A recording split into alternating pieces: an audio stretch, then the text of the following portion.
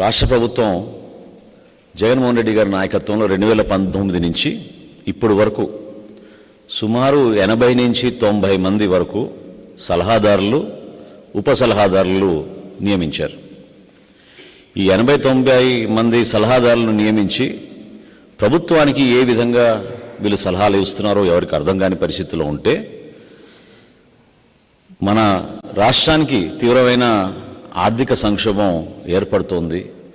State ఎక్స్చెక్కర్లోంచి అనవసరంగా వీళ్ళకి నిధులు కేటాయించి డబ్బులు వృధా అవుతున్నాయని గౌరవ హైకోర్టులో కేసు వేసినప్పుడు పిల్ వేసినప్పుడు చీఫ్ జస్టిస్ గారు డివిజన్ బెంచ్ అది ఆ రోజున చాలా స్పష్టంగా దేనికోసం ఇంతమంది మీరు నియమించారు, దీనివల్ల ఎటువంటి సలహాలు రాష్ట్ర ప్రభుత్వానికి వస్తుంది, ఆ సలహాలు మీరు ఎక్కడ ఇంప్లిమెంట్ చేస్తున్నారా, ఇది అన్వారంటెడ్ అండ్ అన్నెసెసరీ అని కామెంట్స్ చేస్తూ మీ పనితీరు చూస్తుంటే రాబోయే రోజుల్లో జిల్లాలో ఉన్న కలెక్టర్లకు కూడా మీరు సలహాదారులు నియమిస్తారేమో అని ఆ రోజున డివిజన్ బెంచ్ చాలా తీవ్రమైన విమర్శలు చేశారు. అసలు లిస్ట్ ఎక్కడుంది, ఎంతమంది అడ్వైజర్స్ ఉన్నారు, వీళ్ళు ఏ విధంగా ప్రభుత్వానికి సలహాలు ఇస్తున్నారు, దీనిపైన సమగ్ర నివేదిక కావాలని ఆ రోజున డివిజన్ బెంచ్ గౌరవ హైకోర్టులో ఉన్న పెద్దలు అడిగినప్పుడు రాష్ట్ర ప్రభుత్వం సడన్గా వాళ్ళకి గుర్తొచ్చి మార్చ్ 2023లో అంటే సుమారు 11 నెలలు అయింది, కొత్త విధానం తీసుకొస్తున్నాం ఈ అడ్వైజర్స్ నియామకంలో అని చెప్పి వీళ్ళు ఖచ్చితంగా ఎవరైతే మేము నియమించామో అడ్వైజర్స్గా వీళ్ళు పబ్లిక్ సర్వెంట్స్ అంటే ప్రజాసేవకులు, వీళ్ళు చేసే ప్రతి పని కూడా డిశ్చార్జింగ్ ఆఫ్ పబ్లిక్ డ్యూటీ అంటే ప్రభుత్వంలో ఉన్న ఒక ఎంప్లాయీకి వర్తించే విధి విధానాలని ఈ శాఖలో ఉన్న వివిధ అడ్వైజర్స్కి కూడా ఇదే వర్తిస్తుందని ఒక కొత్త పాలసీ తీసుకొస్తున్నామని 2023 మార్చిలో రాష్ట్ర ప్రభుత్వం గౌరవ హైకోర్టుకి నివేదిక అందించి ఆ రోజున వాళ్ళు చెప్పారు. కేవలం క్వాలిఫైడ్ పర్సన్స్ని అపాయింట్ చేస్తున్నామని, వీళ్ళ సలహాల ద్వారా ఏ నిర్ణయం రాష్ట్ర ప్రభుత్వం తీసుకోవాలన్నా కూడా ఈ పెద్ద మనుషుల్ని కూర్చోబెట్టుకుని అడిగి వాళ్ళ సలహాలు తీసుకుని మేము నిర్ణయం తీసుకుంటున్నామని ఆ రోజు ప్రకటించారు. మరి ఇన్ని రోజుల నుంచి వీళ్ళకి జీతాలు, వీళ్ళందరికీ accommodation, vehicles, personal staff, telephone బిల్లులు, వీళ్ళు వాడుకోవడానికి మొబైల్ ఫోన్లు, ఇవన్నీ కూడా ప్రభుత్వం వాళ్ళకి అందిస్తూ ఉంటే ఒకరిద్దరు పాపం చాలా బాధతోటి ఈ విధంగా మనం ప్రభుత్వ డబ్బుని వృధా చేయకూడదు, మన సర్వీసెస్ దేనికి ఉపయోగించుకోవడం లేదు, ముఖ్యమంత్రిని కలవాలన్నా కలవలేకపోతున్నాం, ముఖ్యమంత్రి గారి సలహాదారులని నియమించుకోబడ్డ వ్యక్తులు కూడా కనీసం ముఖ్యమంత్రి గారిని కలవలేకపోతున్నారు. అందులో ప్రధానంగా అటువంటి కాన్షియస్ ఉన్న వాళ్ళు ఎవరైతే మనం కొంచెం విలువలతో కూడిన వ్యక్తులు ఉన్నారో ఒకరిద్దరు రాజీనామా కూడా చేసి వెళ్ళిపోయారు. అందులో సుభాష్ గార్గ్ గారు ఒకళ్ళు. సుభాష్ గార్గ్ గారు భారతదేశానికే ఫైనాన్స్ సెక్రటరీగా పనిచేశారు. ఆయన కూడా లాభం లేదు, ఈ పరిస్థితి ఇక్కడ ఉన్న వ్యవస్థని మనం సరిచేయలేమని చెప్పి ఆయన కూడా అపాయింట్మెంట్ అయిన కొన్ని నెలల్లోనే ఆయన రాజీనామా చేసి వెళ్ళారు. రామచంద్రమూర్తి గారు మీ అందరికీ సుపరిచితం పెద్దలు, ఆయన కూడా రాజీనామా చేసి వెళ్ళారు. నాకు బాగా సన్నిహితులు జుల్ఫీ గారని, ఆయనైతే కనీసం జీతం కూడా తీసుకోవడం లేదు, జీతం తీసుకోకుండా ప్రభుత్వానికి పనిచేస్తానని ఆయన అడ్వైజర్గా ఈరోజు రాష్ట్ర ప్రభుత్వానికి ఉన్నారు. సుమారు 80-90 అడ్వైజర్లకి ఇప్పుడు వరకు ఈ రాష్ట్ర ప్రభుత్వం వెచ్చించింది ఎంత అంటే అందరూ కూడా ఆశ్చర్యపోతారు. ఇప్పటి వరకు వాళ్ళు వెచ్చించింది సుమారు 700 కోట్ల రూపాయలు. 700 కోట్ల రూపాయలు వీళ్ళు ఖర్చు పెట్టారు.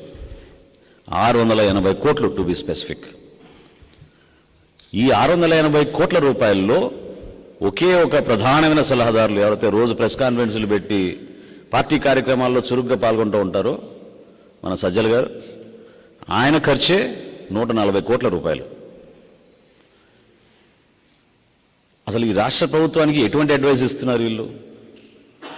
వీళ్ళు ఇచ్చిన అడ్వైస్ ముఖ్యమంత్రి గారు తీసుకుంటున్నారా పరిగణలోకి? ఏ విధంగా అడ్వైస్ రేపటి రోజున పాలసీగా మారుతోంది? ఇప్పుడు నేను చూసా, మీరు పత్రికల్లో భారీ ఎత్తున అడ్వర్టైజ్మెంట్లు వేసేశారు. విద్యాశాఖలో అద్భుతమైన మార్పులు వచ్చేస్తున్నాయి. ఐబీ తోటి ఒప్పందం, ఉన్న పాఠశాలల వ్యవస్థనే నువ్వు సరి చేసుకోలేక సిబిఎస్ఈనే మనం ఆ నామ్స్ మనం మీట్ కావని తెలిసి ఇప్పుడు కొత్తగా ఐబీ సిలబస్ తీసుకొస్తున్నాం, రాష్ట్ర ప్రజలకు అద్భుతంగా ఉపయోగపడుతున్నాం. ఏ సలహాదారు చెప్పారు మరి ఈ మాట మీకు? 680 కోట్ల రూపాయలు వెచ్చించడం ఏంటి సలహాదారుల కోసం ఈ 5 సంవత్సరాల్లో? ఎంత నష్టం జరిగింది మన రాష్ట్ర ఖజానాకి? ఏ విధంగా మీరు పరిపాలనకు ఉపయోగపడ్డారు?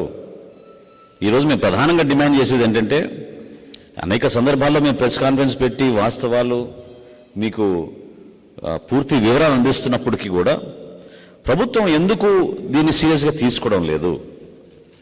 అసలు మీరు వెళ్ళి వెతకండి ఈ రోజున ఎంతమంది అడ్వైజర్స్ ఉన్నారనేది. అసలు కనీసం ముఖ్యమంత్రి గారికి తెలుసా ఎవరున్నారు అడ్వైజర్స్ అని?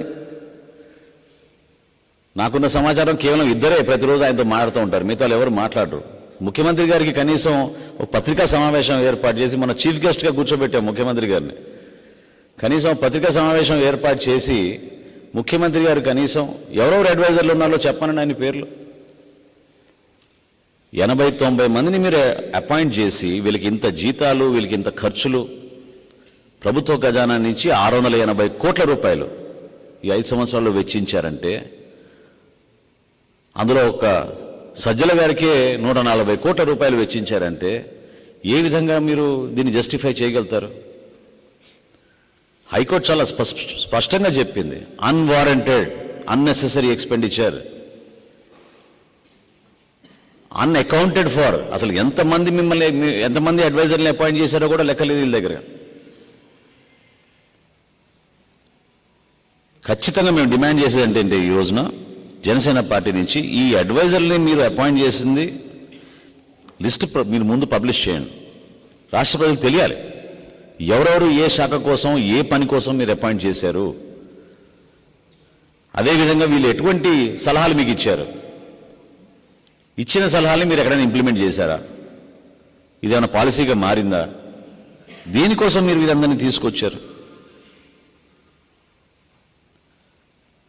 ఇంతమంది మంత్రులు ఉన్నారు, ప్రభుత్వంలో ఇంతమంది ఉద్యోగస్తులు ఉన్నారు, వీళ్ళందరూ కూడా ఏ డిపార్ట్మెంట్కి ఆ డిపార్ట్మెంట్, ఏ జిల్లాలో చక్కగా శాఖల నిర్వహణ కోసం వాళ్ళ పనులు చేసుకుంటూ ఉంటే, ప్రభుత్వంలో ఉన్న ఎంప్లాయీస్ని మీరు ఉపయోగించుకోకుండా, మీ క్యాబినెట్లో ఉన్న మంత్రుల్ని మీరు ఉపయోగించుకోకుండా, ఇంతమంది సలహాదారులు మీరు అపాయింట్ చేసుకుని ఒక ప్యారలల్ గవర్నెన్స్ తీసుకొచ్చి రాష్ట్ర ఖజానా నుంచి 680 కోట్ల రూపాయలు వీళ్ళ కోసం వెచ్చిస్తే ఖచ్చితంగా దీనిపైన సమగ్రమైన ఎంక్వైరీ జరగాలి. రాబోయే శాసనసభ సమావేశాల్లో ఏ బడ్జెట్ హెడ్ కింద ఈ 680 కోట్ల రూపాయలు ఖర్చు పెట్టారు, ఎంతమంది సలహాదారులకి మీరు ఈ విధంగా జీతాలు, అలవెన్సెస్, పర్క్స్ ఇచ్చారు, ఎందుకు ప్రత్యేకంగా ఒకే సలహాదారు గారికి 140 కోట్ల రూపాయలు మీరు వెచ్చించారు? ఈ సమాధానాలు జగన్మోహన్ రెడ్డి గారి ప్రభుత్వం ఖచ్చితంగా రాబోయే శాసనసభ సమావేశంలో బడ్జెట్ పైన, ఇంటరిమ్ బడ్జెట్ ఈ రాష్ట్ర ప్రభుత్వం కూడా ప్రవేశపెడుతుంది కాబట్టి దాని గురించి సమగ్రంగా రాష్ట్ర ప్రజలకు చెప్పాల్సిన బాధ్యత ఉంది. ఎందుకంటే ఈ రోజుకి కూడా ఎంతోమంది పాపం రిటైర్డ్ ఎంప్లాయీస్ వాళ్ళ బెనిఫిట్లు రావడం లేదు. వాళ్ళ బిడ్డలు పెళ్లి చేసుకోవాలన్నా, చదివించుకోవాలన్నా, ఒక ఇల్లు కట్టుకోవాలన్నా వాళ్ళ బెనిఫిట్స్ వాళ్ళు జమ చేసిన బెనిఫిట్సే మీరు తిరిగి ఇవ్వకుండా ఎంప్లాయీస్ని మీరు ఈ విధంగా ఇబ్బంది పెట్టి, ప్రభుత్వంలో ఉన్న ఎంప్లాయీస్ని ఎందుకు ఈ సలహాదారుల వ్యవస్థని మీరు ఈ విధంగా పెంచారు? దాన్ని మేము ప్రశ్నిస్తున్నాం.